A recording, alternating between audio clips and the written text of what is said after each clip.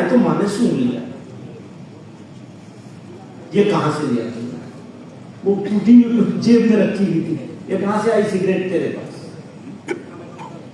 تو فرماتے ہیں جو بجلی کا تار ہوتا ہے وہ لے کے آئے اور اس سے مارنا شروع کیا۔ گھر والے کہتے تھے مر جائے گا، ماں کہتے ٹھیک ہے مرے یہ چیز، وہی اسی عزم کے ساتھ۔ اور آخر وقت ایسا آیا کہ جب نڈھال ہو گئی، خود نڈھال ہو گئی، تو گود میں لیا اور دعا کرتی تھی کہ اگر اپنے باپ کی طرح ہے تو زندہ رہے اور نہ مر جائے۔ ایک ماں یہ دعا کر رہی ہے۔ تو ایسا بچپن گزرا اور بچپن میں ہی ماں چلی گئی، بس باپ جیل میں اور ماں اللہ کے گھر۔ تو قاری اصغر صاحب رحمۃ اللہ علیہ، ہمارے والد کی پہلی شادی جو ہوئی ہے، تو قاری اصغر علی صاحب رحمۃ اللہ علیہ جو اطالق کی شکل تھی ان کی، ان سب بھائیوں کو پڑھانے لکھانے میں استاد بھی ہوا کرتے تھے، گھر کے منتظم بھی ہوا کرتے تھے۔ انہوں نے فرمایا کہ بھائی اس کا تو باپ بھی میں ہوں اور ماں بھی میں ہوں، قاری اصغر صاحب، کیونکہ ہمارے والد کی جو پہلی شادی ہوئی تھی وہ چچا کی بیٹی تھی، اور دیوبند کے قریب چچا رہتے تھے، تائے رہتے تھے، تائے کی بیٹی تھی، وہ تائے رہتے تھے مدینہ منورہ میں۔ ان کے انتقال کے بعد تائی نے، والد کی تائی جو تھی اہلیہ ان کی، انہوں نے شادی کی تھی دیوبند کے قریب ایک جگہ، تو وہاں سے رخصت کر کے لانا تھا، تو شاندار بارات نکالی تھی، بڑی بارات لے کے گئے تھے قاری اصغر صاحب۔ تو ماں تو تھی نہیں اور والد جیل میں تھے، شیخ الاسلام رحمۃ اللہ علیہ، تو انہوں نے بڑا اہتمام کیا تھا بارات کا، قاری اصغر صاحب نے، وہ انہوں نے پالا تھا۔ تو کسی نے کہا، وہ حضرت کو خبر ملی جیل میں، نینی جیل میں تھے الہ آباد، وہاں سے حضرت رحمۃ اللہ علیہ نے تحریر لکھی یا کہلوایا، جو مجھے تحقیق نہیں کہ ایسے کیوں کر رہے ہو، سادگی سے ہونا چاہیے فلاں فلاں۔ کہا آپ جیل میں ہیں، اس کی تو ماں اور باپ دونوں میں ہوں، میری جیسی مرضی ہوگی ویسا کریں، آپ جیل میں رہیے۔ تو اس طرح سے پرورش ہوئی، اور جوانی بھی ایک وقت مدینہ منورہ میں بھی رہے کچھ عرصے تک۔ پھر حضرت رحمۃ اللہ علیہ، یعنی بڑے حضرت رحمۃ اللہ علیہ جیل سے چھوٹ کے آ گئے، تو حضرت نے ارادہ فرما لیا مدینہ منورہ سے انڈیا آنے کا، ورنہ مدینہ منورہ میں رہتے تھے، اور جنسیہ بھی تھا حضرت کے پاس وہاں کا، ہمارے حضرت کے پاس، کیونکہ اہلیہ بھی وہیں رہتی تھی، یعنی ہماری پہلی والدہ، جن سے ہمارے ایک بھائی ابھی بھی ہیں مدینہ منورہ میں۔ تو لمبی رویداد ہے، بہت ساری باتیں ہیں۔ پھر ان کا جو عمر کا آخری حصہ تھا، اس میں مجھے کچھ خدمت کرنے کا موقع ملا۔ ہماری یہ دادی جو حضرت مولانا ارشد مدنی صاحب دامت برکاتہم کی والدہ ہیں، ان کی زندگی بھی عجیب ہے۔ میں یہ کہا کرتا ہوں، مبالغے کے ڈر کی وجہ سے نہیں کہتا ہوں، لیکن آج کہوں گا میں آپ کو، اور کوئی مبالغہ سمجھے تو اسے رد بھی کر سکتے ہیں۔ ان کی زندگی میں اور حضرت عائشہ رضی اللہ تعالی عنہ کی زندگی میں بہت مماثلت پائی جاتی ہے۔ 60 سال حضرت شیخ الاسلام کے بغیر، ان کے انتقال کے بعد 60 سال سے زیادہ عرصہ وہ حیات رہی، اور سارے خاندان کو انہوں نے اس طرح سے، جیسے مرغی اپنے پروں میں اپنے چوزوں کو رکھتی، اس طرح پورے خاندان کو بنا کے بچا کے رکھا اپنی زندگی کے آخری لمحے۔ تو حضرت شیخ الاسلام کی دونوں اہلیہ، یعنی ہماری دونوں دادیاں، عجیب دیوبند کے بارے میں یہ مشہور تھا میری یہ دادی تھی بعد والی، کہ اگر کسی کا انتقال ہو جائے اور کسی کو صبر نہ آ رہا ہو، عورت کو، تو بس آپا جی کو بلائیں،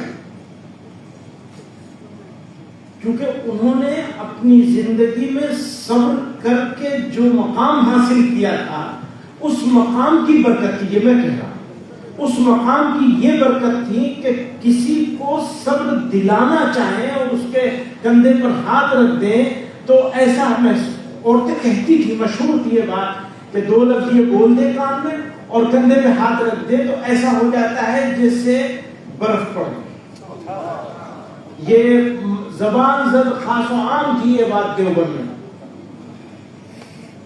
اور جب وہ ضعیف ہو گئی اور نکلنا بند کر دیا. اچھا نکلنا ان کا پردہ کتنا اعلیٰ درجے کا تھا، مجھے اپنے بچپن کا یاد ہے کہ وہ گھر سے لے کے اور رکشے تک، جہاں رکشا کھڑا رہتا تھا ان کے لیے لایا جاتا تھا، وہاں تک 2 طرف لوگ پردہ چادر لے کے کھڑے ہوتے، تب برقع اوڑھ کے وہ آتی تھی اور رکشے پر بھی چاروں طرف چادر لگائی جاتی تھی. تو جب آخری عمر ہو گئی اور کمزور ہو گئی، ہم نے جو دیکھا ہے ان کو، تو جانا آنا انہوں نے سفر بند کر دیا تھا. عرصے دراز تک ایک اور قصہ سناتا ہوں. عرصے دراز تک ہمارے حضرت کی کوشش سے ان کا پاسپورٹ بغیر تصویر کے تھا. عرصے دراز تک، یہ آخر میں جا کے مجبوراً پھر یہ ہوا کہ قانون ہی ایسا ہو گیا کہ بغیر تصویر کے پاسپورٹ نہیں بنایا جا سکتا ہے. یعنی پردے کا ان کو ایسا تھا کہ میرا پاسپورٹ پہ بھی فوٹو نہیں لگنا چاہیے.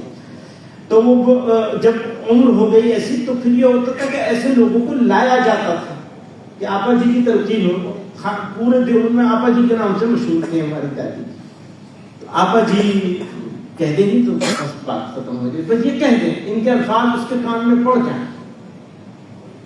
تو بہرحال لوگ چلے گئے سب. میرے لیے یہ بہت ہی خوشی کا موقع تھا اور ہے. کاش مولانا فضل الرحمان صاحب بھی یہاں موجود ہوتے. ان کے ساتھ بھی ہمارے حضرت رحمۃ اللہ علیہ کا بڑا عجیب سا رشتہ تھا. اس کو الفاظ میں نہیں بیان کیا جا سکتا. حضرت رحمۃ اللہ علیہ اس میں تھے، کوما میں تھے. اور اس کے بھی 2 باتیں سنا کے میں اپنی بات ختم کر لوں گا، 5 منٹ زیادہ ہو چکا ہے. ایسا ہوا کہ حضرت رحمۃ اللہ علیہ ویل چیئر پر سے گر گئے اور کوما میں چلے گئے. دیوبند سے دلی لایا گیا، ہاسپٹل میں داخل ہو گئے. تو ایک قصہ تو یہ ہوتا تھا، وہ بالکل ہوش میں نہیں تھے، حتیٰ کہ ڈاکٹر جب ان کو کوئی تکلیف پہنچاتے تھے چیک کرنے کے لیے کہ ان کو کتنا احساس ہے، تو اکثر ایسا ہوتا تھا کہ اس احساس کا اظہار بھی نہیں ہوتا تھا. کبھی ہوتا تھا کبھی نہیں ہوتا تھا. لیکن ہاتھ میں تسبیح پکڑا دی جائے تو وہ چلنی شروع ہو جاتی. ہمیشہ ہم لوگ جب اندر جایا کرتے تھے آئی سی یو میں، تو کئی مرتبہ تو اسی لیے جاتے تھے کہ حضرت کے ہاتھ میں تسبیح پکڑا دینی ہے. تو جو بندہ ساری زندگی تسبیح پہ لگا رہا، اس بندے کی ایسی نسبت ہو گئی تھی تسبیح کے ساتھ کہ بے ہوشی سے آگے کے مقام پر تھے. وہ بے ہوشی پہ نہیں، بے ہوشی سے آگے کومل میں تھے، لیکن ہاتھ میں تسبیح دے دی جائے تو تسبیح چل پڑتی تھی. مولانا فضل الرحمان صاحب پہنچے عیادت کے لیے، تو انہوں نے زور سے سلام کیا. اس سلام میں یہ کیفیت تھی، انہوں نے بھی نوٹ کیا، دوسرے لوگوں نے بھی نوٹ کیا کہ چہرے پر ایک لمحے کے لیے مسکراہٹ ہے. اس کو بہت لوگوں نے دیکھا. اس کے علاوہ جب وہ بالکل ہوش میں تھے اس زمانے میں، تو ہم لوگوں نے، میں نے کوشش کر کے ایک کام کیا تھا کہ مولانا فضل الرحمان صاحب ہندوستان آئے تھے، اور وہ لمبا قصہ ہے، اس وقت اس کو ذکر نہیں کروں. آخری دن تھا پیر کا، 6 فروری عصر کے وقت. میں باہر بیٹھا تھا آئی سی یو کے، اور بھائیوں میں سے کوئی آیا، شاید محمد، اور انہوں نے مجھے کہا کہ اپیا بلا رہے. اپیا ہماری پھوپھی ہے، مفتی سلمان کی والدہ، وہ بلا رہے ہیں، وہ جلدی سے آتا. تو میں گیا، فرمایا ان کا ذکر جاری ہو گیا. دیکھو اس صبح سے بلڈ پریشر کم ہو رہا تھا، گر رہا تھا، ہائیسٹ میڈیسن چل رہی تھی اور لوئسٹ بی پی تھا پورے دن صبح سے. تو میں ٹھیک ہے، جو ہمیں تو احساس ہو گیا تھا کہ ڈاکٹروں نے صبح سے کہنا شروع کر دیا تھا. وہاں ایک لیبیا کی ڈاکٹر تھی جو ٹریننگ پر آئی ہوئی تھی ہاسپٹل میں، اور آئی سی یو میں ہی ٹریننگ چل رہی تھی. اس نے زور سے رونا شروع کیا. وہ تو غیر متعلق تھی اور خاتون تھی، ہم لوگوں سے کوئی تعلق بھی نہیں تھا. تو ایسے کہہ یہ دیکھو تو جو مانیٹر تھا اس کے اوپر وہ لکیر سیدھی ہو گئی تھی، یعنی دل نے کام کرنا چھوڑ دیا ہے. اور مزے کی بات بتاؤں آپ کو کہ جب کسی انسان کو 10 دن سے زیادہ وینٹیلیٹر پہ رکھا جائے تو پھر یہاں سے نکال کے یہاں کاٹتے ہیں، حلقوم جسے کہتے ہیں، اس کو کاٹ کے وہاں سے کنیکشن دیتے ہیں. ایسا آدمی بالکل بھی ٹھیک ہو جائے تو بھی وہ بول نہیں سکتا ہے، اس کو زبان کا کنیکشن آپریشن کر کے جوڑا جاتا ہے. جب یہاں سے کاٹتے ہیں وینٹیلیٹر کی وہ لگانے کے لیے تو زبان کا کو ڈسکنیکٹ کرنا پڑتا تھا اس زمانے میں. ہو سکتا ہے ابھی کچھ ڈیولپمنٹ ہو گیا ہو. وہ ڈسکنیکٹ تھی ان کی زبان. اور مانیٹر پہ وہ سیدھا چل رہا تھا، بی پی ختم ہو چکا تھا، یعنی انسان فزیکلی اللہ میاں کے ہاں جا چکا تھا. اس وقت میں 3-4 منٹ سے زیادہ وہ اس طرح سے اللہ اللہ کہہ رہے تھے کہ سب سن رہے تھے. وہ ٹھیک ہو جاتے تو اللہ اللہ نہیں کہہ سکتے تھے، لیکن اس حال میں اللہ تعالیٰ نے ان کو اللہ اللہ کہلوایا. یہ ساری زندگی اللہ کے ذکر کے ساتھ جڑے رہنے کی برکت تھی. اللہ تعالیٰ ہمیں سب کو جڑے رہنے کی، جوڑ کر اللہ تعالیٰ کے ذکر کرنے کی اور ذکر کو اپنا مشغلہ بنانے کی توفیق عطا فرمائے. وآخر دعوانا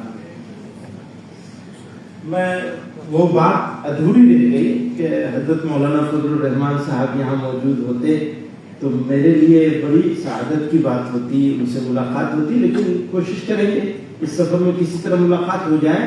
ہمارا اس وقت کا پروگرام غازی نگر کا سلہٹ سے آگے، تو صبح کی فلائٹ لے کے یہاں آئے ہیں. ابھی کی فلائٹ لے کے واپس سلہٹ جاؤں گا اور وہاں سے غازی نگر جاؤں گا. وہ کیونکہ مجھے کچھ معلوم نہیں تھا کہ ایسا کوئی پروگرام ہونے والا ہے. السلام علیکم.